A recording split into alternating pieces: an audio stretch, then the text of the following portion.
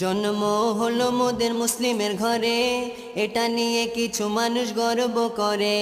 চায়ের দোকানে গিয়ে ফতোয়া ঝাড়ে, এলেম কালাম নেই কিছু তাদের ইদারে।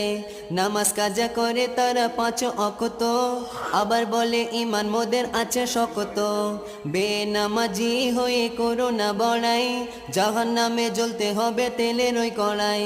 মুসলমানে বলে যদি করে যাও দাবি, মনে রেখো নামাজ হলো জান্নাতের চাবি। চ্যানেলটি সাবস্ক্রাইব করে সাথে থাকুন। নামাজ পড়ো মুমিন মুসলমান তুমি, নামাজ হলো জান্নাতের চাবি।